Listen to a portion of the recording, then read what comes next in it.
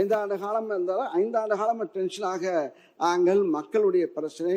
ஆனால் நீங்களாம் ரிலாக்ஸாக இருக்கீங்க, அதான் ஆச்சரியமாக இருக்கு. எங்களுக்கு ரிலாக்ஸாக இருக்கீங்க, நீங்களாம் ரிலாக்ஸாக இருக்கீங்க. நாங்களாம் டென்ஷனாக இருந்தால் இந்த ஐஏஎஸ் இருக்கின்ற மேடையில் இருக்கின்ற இங்கே மக்கள் இருக்கின்ற அதிகாரிகள்லாம் டென்ஷனாக இருப்பாங்க. மாண்பு நீர்வளத்துறை அமைச்சர் அவர்கள்.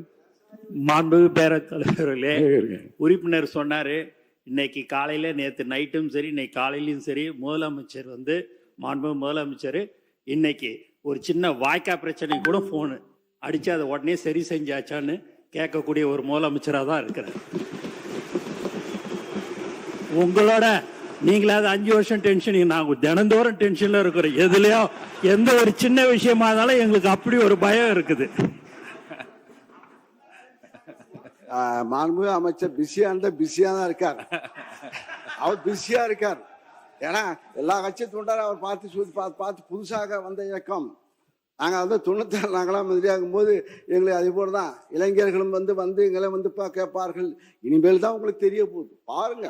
மேலே எதிர்பார்க்க போது பேசும்போது பேசுவது எளிது, ஆக நடத்தும் போது தான் தெரியும் கஷ்டங்கள். பாருங்க, இன்னும் கொஞ்சம் 3 மாசம் தான் ஆயிருக்கு. இப்போ பாருங்க, விவசாயிகள் போராட்டம் இல்லாமலே 5 ஆண்டு காலம் வாழ்ந்தார்கள். அதை பாராட்டணும். 5 ஆண்டு காலம் தமிழகத்திலே விவசாயிகள் போராட்டம். நானும் முதலாக தஞ்சையில போய் விவசாய கருத்து கேட்பு கூட்டத்தை நடத்தும் போது எப்படி வெடித்தது, அதை தாங்கி ஒன்னொன்னாக இன்னும் சொல்ல போனா இங்க இருக்கின்ற அமைச்சர் பெருமக்கள். நேரு பெரிய விவசாயி, மாடெல்லாம் வளர்க்குறாரு, மாடு கிட்டத்தட்ட 1000 மாடு வளர்க்குறாரு. விவசாயம் 1000 ஏக்கர், வாழை தென்னை மரம் எல்லாம் நெல். அதே போல வேலு அவர்கள் டிராக்டர் ஓட்டுவார், பூஜை அண்டை வெட்டுவார், வயலில் அண்டை வெட்டுவார். நீங்க செங்கோட்டையனு மாண்பு பேரவைத் தலைவர் அவர்களை, மாண்பு உறுப்பினர் அவர்களை சிக்கலுக்கு விட்டு விடக்கூடாது. ஏனென்றால் சீலிங் இருக்கிறது, அதில் மாட்டி விடுவாங்க.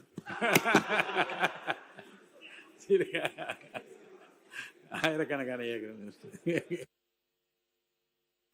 அப்ப இருந்தது.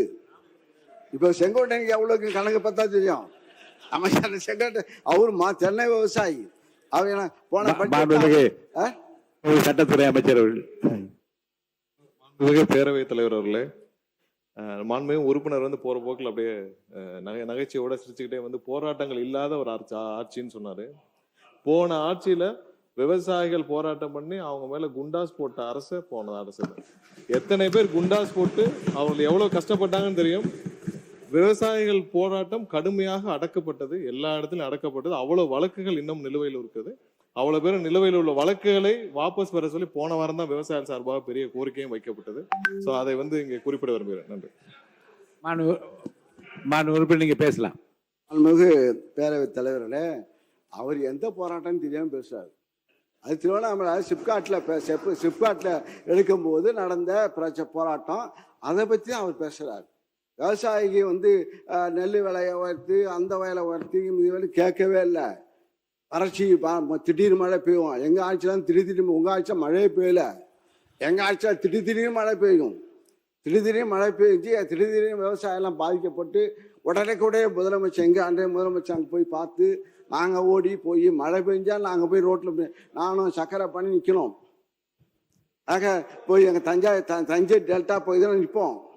ஆக இருந்து இப்போ மக்கள் விவசாயிகள் போராட்டத்தில் உட்காரல.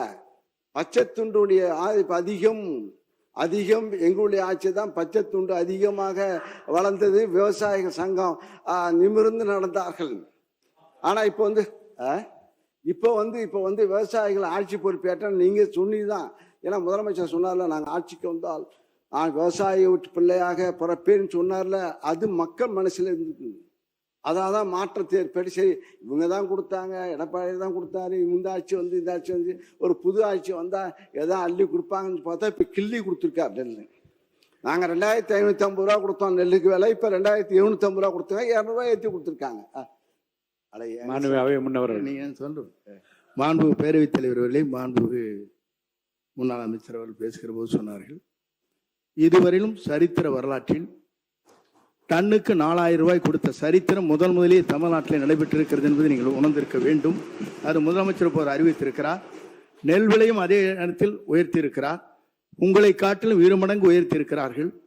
ஆகவே ஒரு வரலாற்றை இன்றைக்கு தமிழ்நாட்டில் படைத்திருக்கிற ஒரு முதலமைச்சராக, விவசாயியை வாழ வைக்கிற முதலமைச்சராக இன்று இருக்கிறார் என்பதை நாடு அறிந்து கொண்டிருக்கிறது. உங்களுக்கு தெரியவில்லை என்பதுதான் வேதனையாக இருக்கிறது.